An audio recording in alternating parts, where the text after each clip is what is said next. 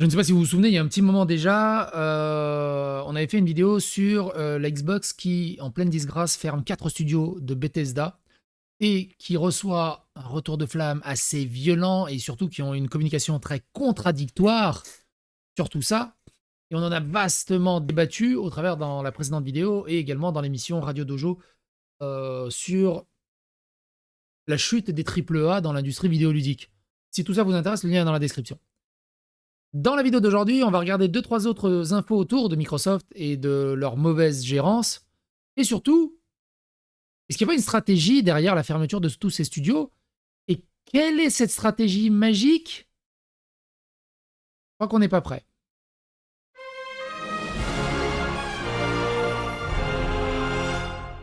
Attention, please. Déjà, on annonce que d'autres studios, selon une source proche des projets de l'entreprise, Xbox a proposé cette semaine des indemnités de départ volontaires aux producteurs testeurs d'assurance qualité. Parce qu'ils ont des testeurs d'assurance qualité. Quand tu vois Forza Motorsport, Redfall et Starfield, tout ça, quand ils sont sortis, peut-être embaucher d'autres testeurs assurance qualité.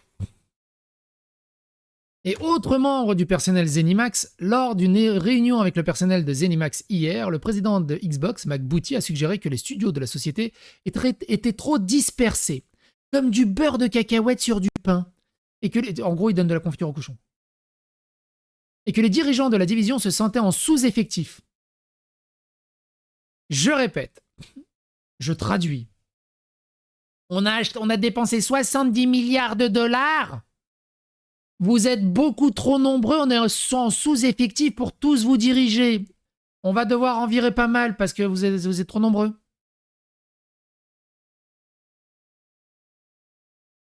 On a dépensé 70 milliards pour vous acheter. Vous êtes trop nombreux.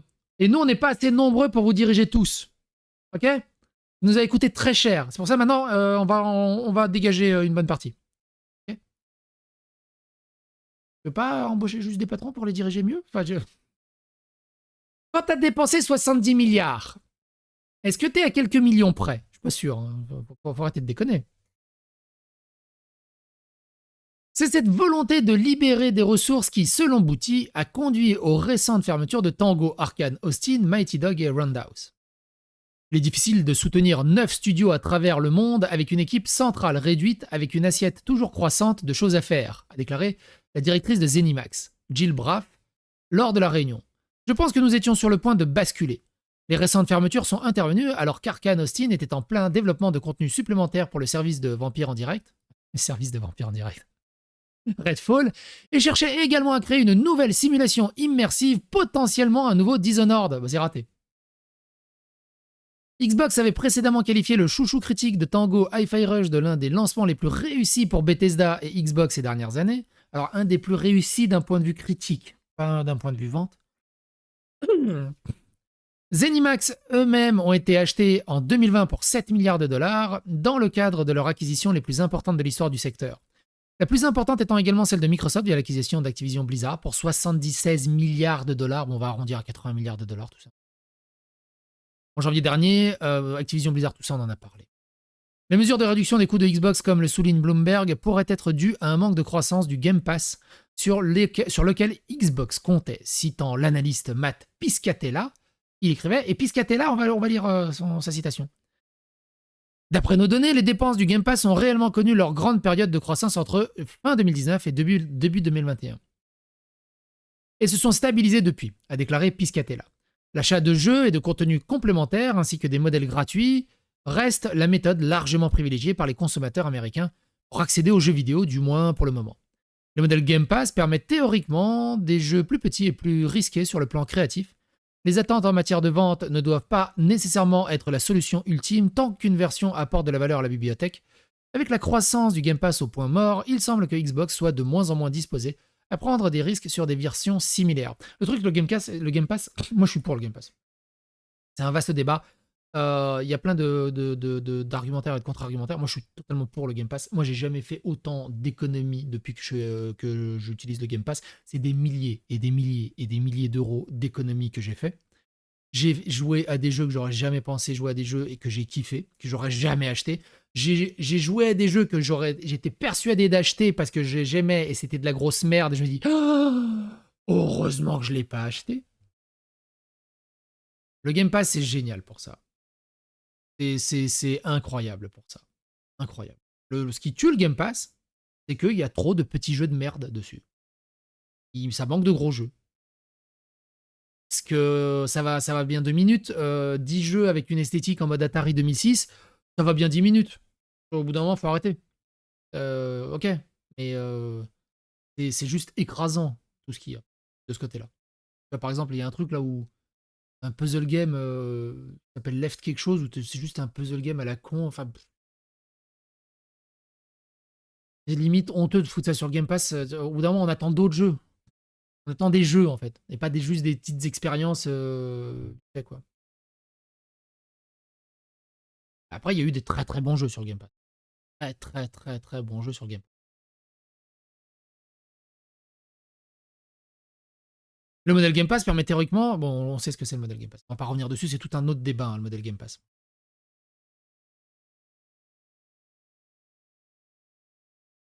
Xbox révèle son désir de jeu primé plus petit, peu de temps après la fermeture du studio derrière Hi-Fi Rush. C'est quand même balèze, hein. Balèze, le foutage de gueule. Non, le foutage de gueule plus pur et dur. Après avoir racheté les studios, Xbox déclare ne pas avoir les ressources nécessaires pour les gérer. Donc ça, c'est ce qu'on vient de dire. Arkane Austin, ah oui, on l'a vu aussi.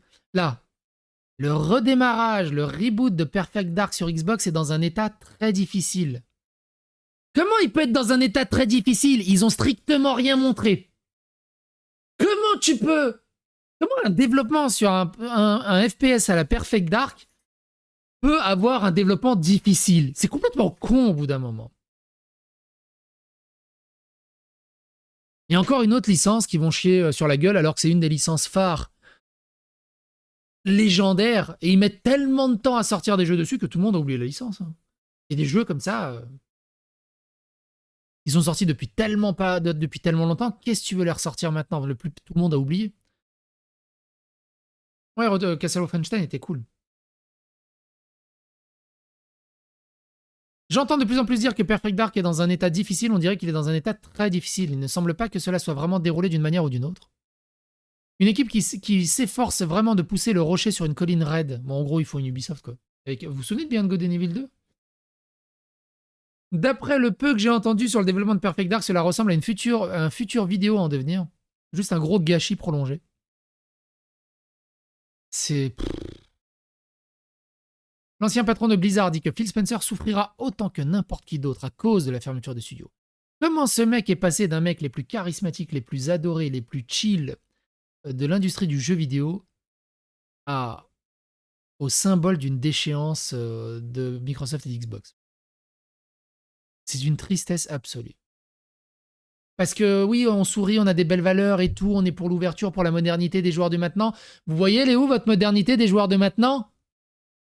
Ah, vas-y, on va mettre du BlackRock, du Vanguard, des scores ESG, des wokisme et tout. Comme ça, tout le monde va acheter des jeux. Plot twist!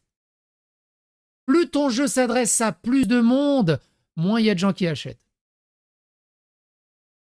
Genre,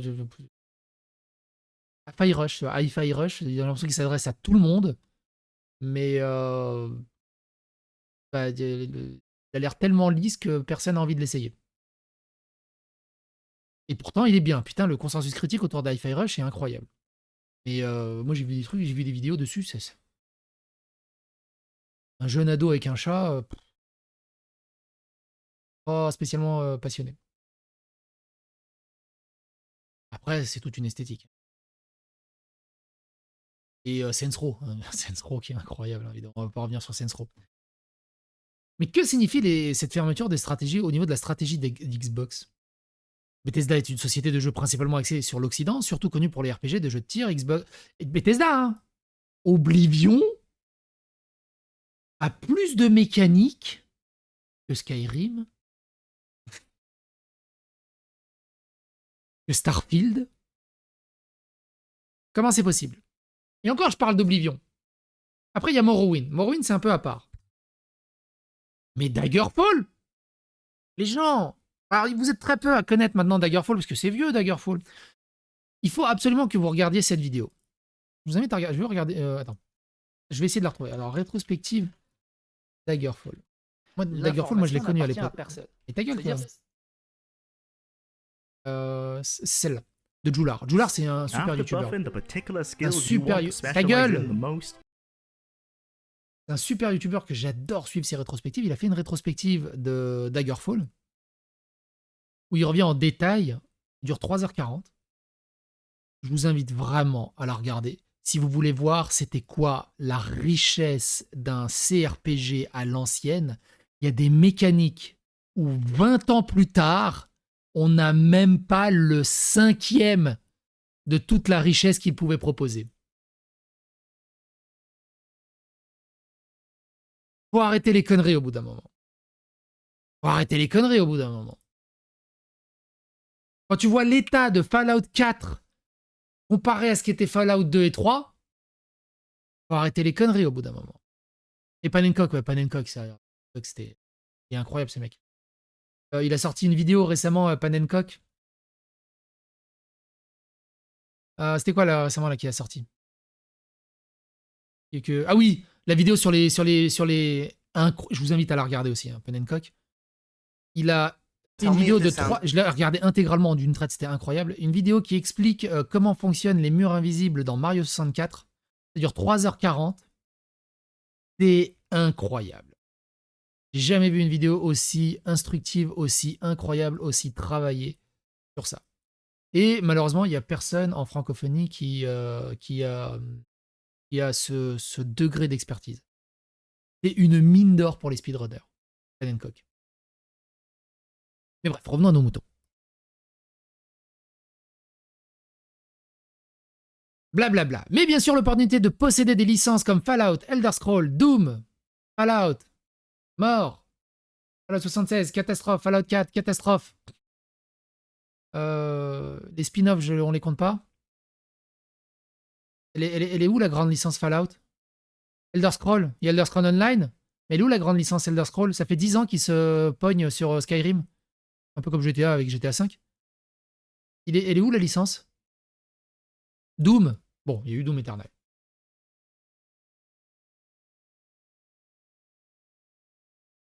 Rien à dire. Ah, il n'y a rien à dire. Bah, il n'y a rien à dire. Oui.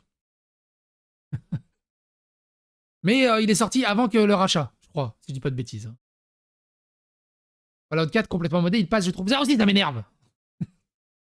Ouais, mais avec les mods, ça va. Ouais, mais la communauté, elle va le finir, ça va. Ouais, mais je m'en fous. Moi, je veux la proposition originale. Oui, avec les mods, c'est pas mal. Mais moi, je veux la proposition originale. Outer Wild. Ah oui, Outer Wild était cool. Outer Wild était cool. Outer Wild était très très cool. Bah, Doom, j'ai rien à dire. Fable est merveilleux, mais ce n'est pas exactement Skyrim. Pareil, Fable. Le 1 et 2, fait avec amour. Fable 3, de la merde. Et ils ont tué la licence. Dans Fable 3, il y avait moins de mécaniques que dans Fable 2. Il y avait des mécaniques plus buggées, plus chiantes que dans Fable 2. Il y a un truc, moi, qui m'avait flingué dans Fable 2.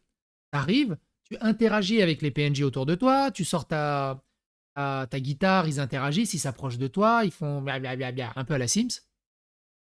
Fluide. C'est fluide. Ça, c'est organique. Fable 3, quand tu veux interagir avec des PNJ, t'es obligé d'aller leur parler. T'as un fondu au noir qui te crée une instance autour de toi où tu interagis avec eux. Hein? Quoi? Mais on est revenu 5 ans en arrière? Comment ça marche? Au bout d'un moment, arrêtez vos conneries. Comme dans Starfield. Qu'est-ce qui justifie le fait de devoir te taper un putain de temps de chargement pour rentrer dans ton vaisseau? Genre, tu peux pas... Oh là là! Tu te fous de la gueule du monde? Bethesda, allô? Ouh! Et du coup, j'ai peur pour Elder Scrolls 6. Hein. Oh la vache!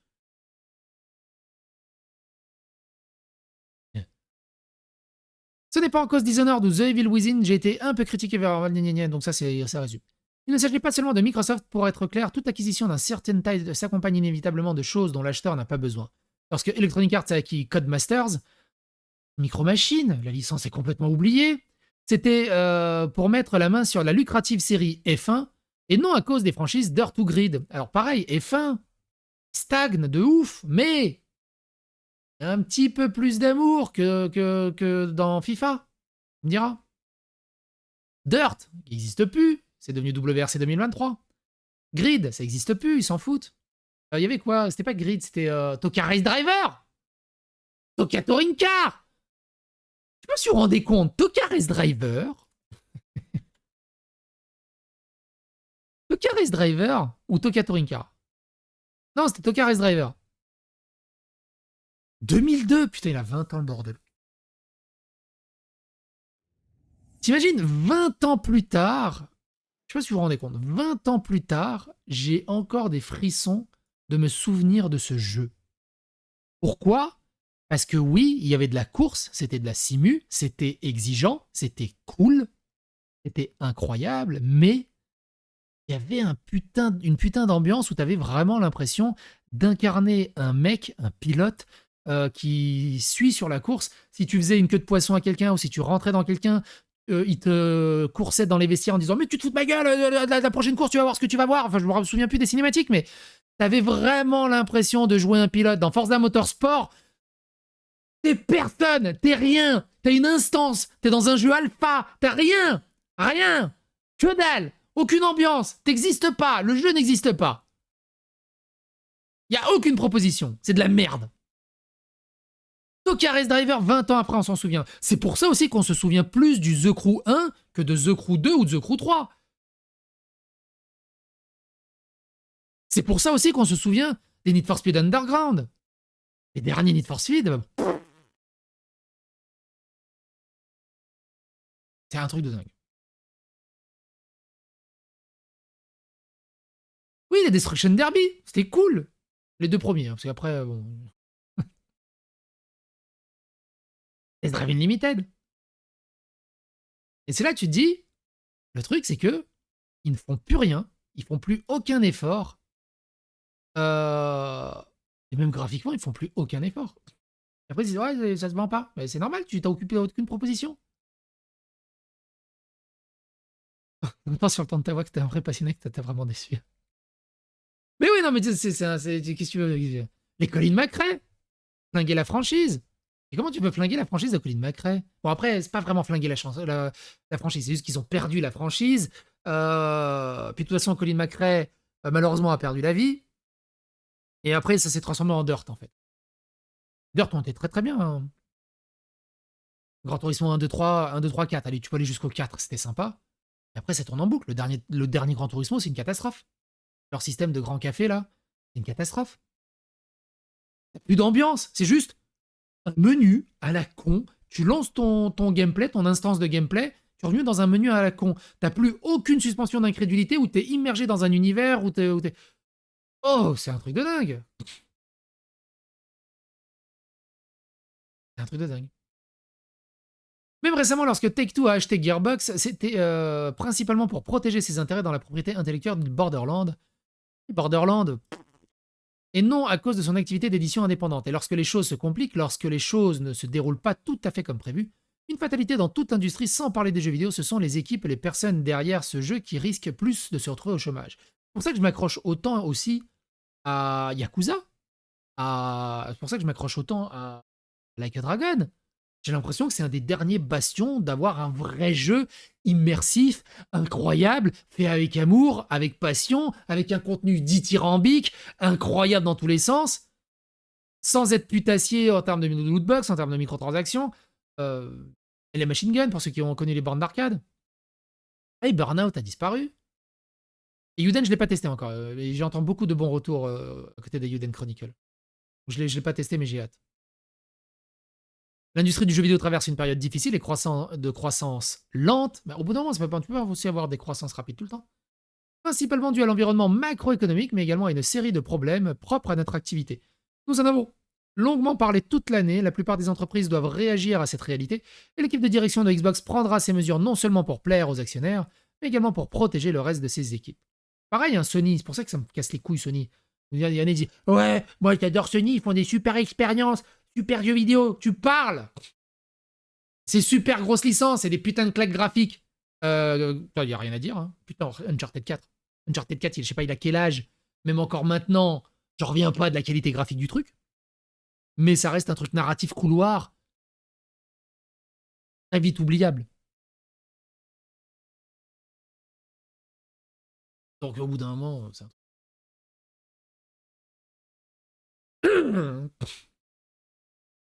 c'est un truc de ouf.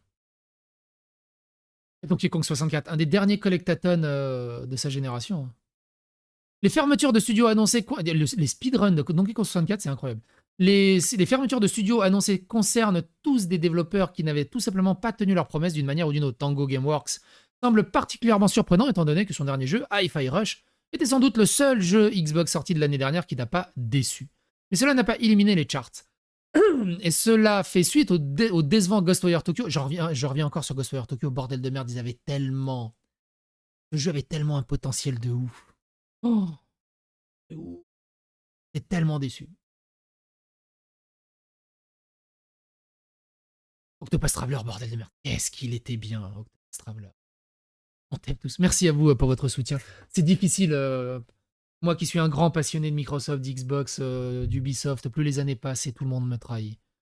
Mais merci à vous de votre soutien.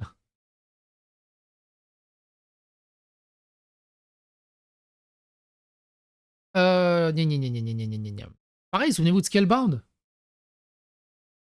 Elle a été annulée.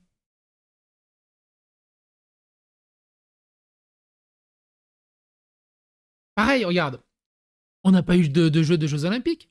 Depuis que je suis gamin, j'achetais tout le temps le jeu qui était dédié aux Jeux Olympiques tous les 4 ans.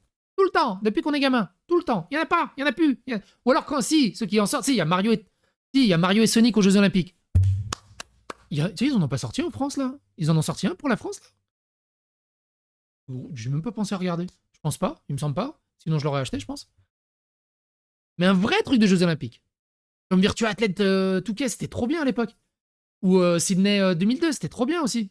Mais le truc, c'est que les derniers Jeux Olympiques qui sont sortis de jeux, bah c'est pareil. C'est des instances de compétition. Le mode online, tu peux choisir une épreuve en multijoueur, puis tu reviens au lobby, puis tu relances au lobby, puis tu reviens. C'est les putains de Jeux Olympiques. Tu peux faire un énorme mode carrière, hyper narratif, où tu suis un truc sur tout l'événement des Jeux Olympiques, où t'as des points, où t'as des compétitions, t'as des tournois à suivre. Là, rien, t'as juste une vieille instance de merde, tu mâches ton bouton et basta, y a rien. C'est complètement débile.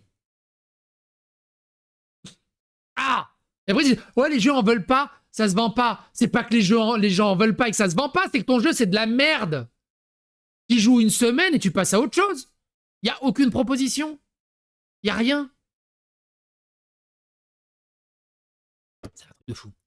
Alors pourquoi l'acheter en premier lieu? J'ai une certaine sympathie envers les entreprises qui ont trop dépensé pendant la pandémie. En fin de compte, vous êtes redevable au marché sur lequel vous évoluez. Vos concurrents augmentent leur salaire, vous feriez mieux de faire de même, sinon vous perdez vos meilleurs collaborateurs. Si votre rival investit dans sa franchise, vous feriez mieux de faire de même, sinon vous risquez d'être laissé pour compte. Si votre partenaire de développement à long terme a apposé l'enseigne de vente, vous feriez mieux de faire une offre, sinon vous risquez de la perdre. Une grande partie de l'expansion des jeux vidéo ces dernières années n'était pas entièrement motivé par le désir de croissance, mais par la nécessité de suivre le rythme. Non, ce n'est pas le cas de Microsoft. C'est Microsoft, avec Embracer et Tencent, qui a allumé le papier tactile qui a déclenché cette période de consolidation massive. Il a aspiré ses studios dans l'espoir que son activité Game Pass décollerait et que son activité console concurrencerait plus fortement la PlayStation. Cela n'est pas arrivé. Son pari n'est pas gagné et ce sont les équipes qui en paient le prix. Ce que j'avais espéré, et j'espère toujours, c'est que le virage de Microsoft vers une publication tierce accrue serait un véritable coup de pouce pour l'ensemble du secteur. J'ai un article d'opinion à moitié terminé sur mon bureau expliquant pourquoi Xbox pourrait pourrait bien être l'éditeur de jeux le plus excitant en activité aujourd'hui, alors que EA, Ubisoft, Take-Two, etc. réduisent leurs projets plus risqués pour se concentrer sur des franchises établies. Alors pareil, Ubisoft, Soldat Inconnu, Child of Light, Steep, j'en passe et des meilleurs, ils ont fait des dingueries. Et après, ils t'ont fait de la merde. Le truc là de roller. À quel moment vous avez cru que ça allait marcher Le truc de sport. qui aurait pu s'avérer sympa, le truc de sport multijoueur, je sais même plus comment il s'appelle. Le vendre à 50 balles, vous avez craqué un slip. C'est des mini-jeux. Et pareil, j'ai testé. Il y avait une démo, je crois, où il était en libre accès pendant 48 heures, je sais plus. C'est de la merde. C'est multi, c'est blindé de microtransactions.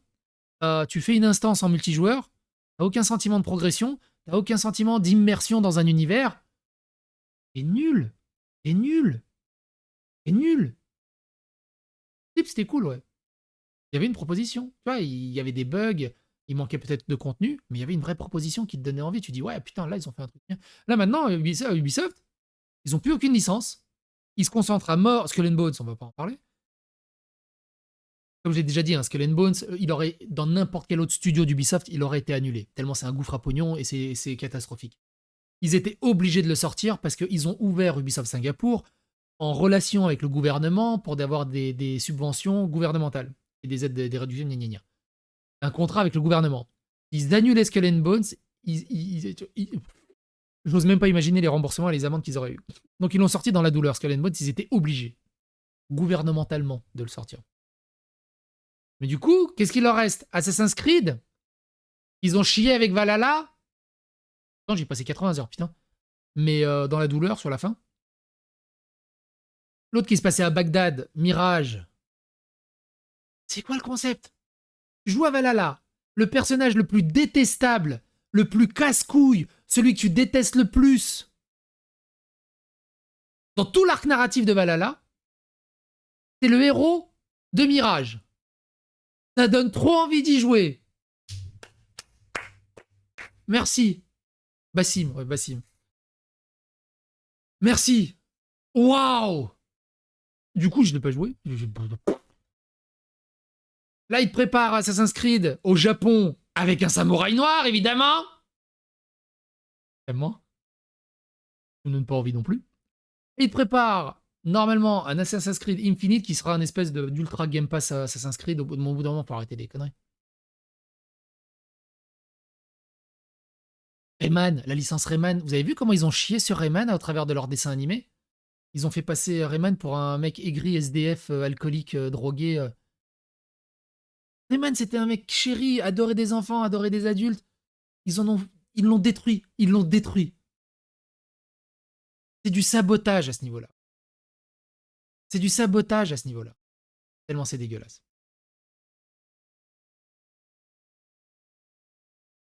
À quel moment ils se sont dit « Ah, ça va plaire aux gens. C'est moderne. Oh. » Mec, c'est juste un personnage de jeu vidéo. Si, parce que tu sais, dans l'histoire japonaise, il y a eu un noir qui était porteur de sabre pour je sais plus qui. Et du coup, apparemment, il va être un des personnages principaux. Vraiment, pour l'instant, ça reste des rumeurs. C'est des trucs qui ont leaké. On va voir si c'est vrai ou pas. Xbox semble faire un peu de tout. Il y a une liste qui comprend des productions majeures, AAA, des efforts indépendants plus risqués. Il travaille sur des marques classiques, des licences, des nouvelles licences. Il semble que beaucoup d'entre elles seront publiées sur toutes les plateformes. À une époque où les secteurs de l'édition des AAA n'a jamais été conservateur, Xbox semblait plaider pour une approche plus risquée, plus ambitieuse et progressiste.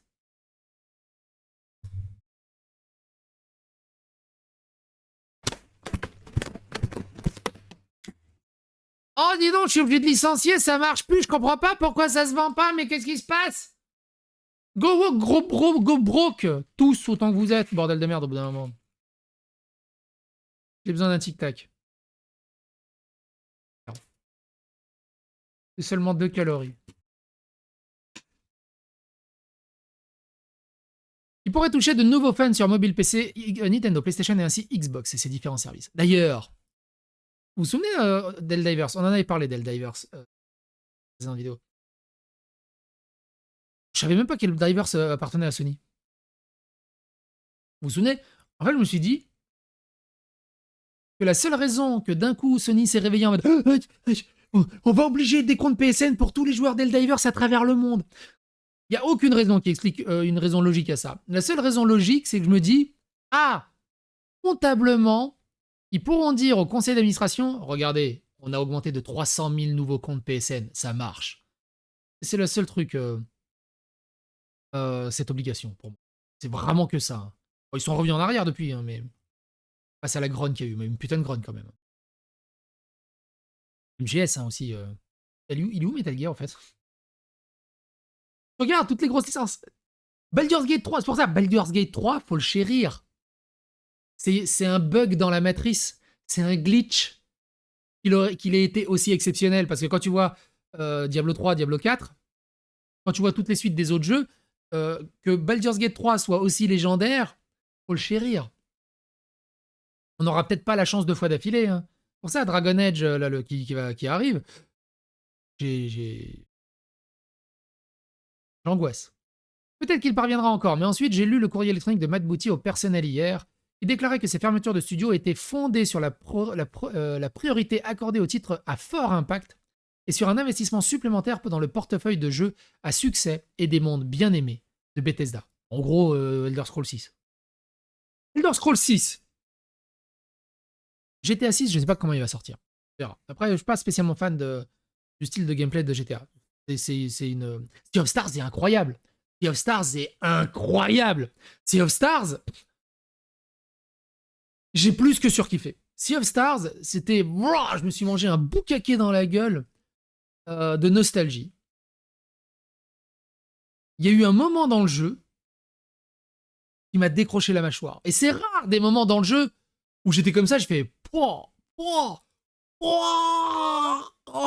qui m'a laissé hébété. C'est rare. C'est rare. Sea of Stars, à jamais dans mon cœur. Je l'ai fini en 100%, il était incroyable. Incroyable. Et la soundtrack, elle est incroyable. Le meilleur GTA, de toute façon, c'est GTA 4. Nico Bellic, pour la trame narrative, pour le héros, et ils ont... Il m'a dégoûté dans GTA 5. La trame narrative de GTA V est dégueulasse, est nulle, et ni fait ni à faire, c'est chiant. Oui, il y a quelques passages qui sont sympas avec Trevor, mais c'est de la merde comparé à l'intensité de GTA 4. Pour ça, la GTA 6, ils ne donnent pas envie, les héros. Ils ne donnent vraiment... Et aussi parce qu'ils les servent, c'était une circonstance atténuante, mais... GTA 6, ils me donnent pas envie, les héros. Et donc, c'est là où je voulais en venir. GTA 6, et... il va sortir, je pense qu'il va sortir un peu à l'ancienne. Mais Elder Scrolls 6, on n'a rien entendu dessus. Si dans Elder Scrolls 6, ils ne font pas une avancée technologique du style que les PNJ n'utilisent pas de l'IA générative pour discuter avec toi, autant pas sortir le jeu. Pour moi, la seule véritable transformation, révolution qu'ils pourraient faire avec Elder Scrolls 6, qui te fout une claque de merde, une claque de fou furieux, et déjà, graphiquement, il faut que ça soit top du top, pour arrêter les conneries, mais surtout, que on puisse discuter avec tous les PNJ via le micro en IA générative. Toute la technologie le permet. Il y a des mecs dans leur chambre qui arrivent à faire ça tout seuls dans leur coin. Un studio à plusieurs millions de dollars devrait y arriver. Au bout d'un moment. Witcher aussi, il y a une suite à Witcher qui arrive. Beaucoup de gens ont perdu beaucoup de confiance à cause de Cyberpunk. Et après, ils ont l'expertise de Witcher. Bon, ça devrait bien se passer. Quant à la perspective de nombreux nouveaux concepts issus de Bethesda dans les années à venir. De nombreux nouveaux concepts de Bethesda. Ok. C'est 10 ans qu'ils sont sur Skyrim. Hein. Depuis des années, Microsoft parle de trouver le prochain milliard de joueurs. Ça serait bien de sortir des jeux. Enfin, des jeux finis. Et ils l'auront, leur milliard de joueurs. Kingdom Come Deliverance, on en a fait une vidéo. Hein. Cela promettait un avenir rempli de jeux différents, touchant des publics différents via des canaux. Touchant des publics différents via différents canaux avec de nouvelles façons de payer pour tout cela. À chaque annonce qui passe, je crains de plus en plus qu'ils abandonnent ce rêve. J'espère que non. C'est un truc de fou. Oui, voilà, t'as Elden Ring. Incroyable. Incroyable, Elden Ring. C'est... des IA qui virent à l'extrême. Bref. Et vous, qu'est-ce que vous en pensez de tout ça? N'hésitez pas à vous abonner, liker, clocher, n'hésitez pas à donner votre avis dans les commentaires. Et à bientôt pour d'autres.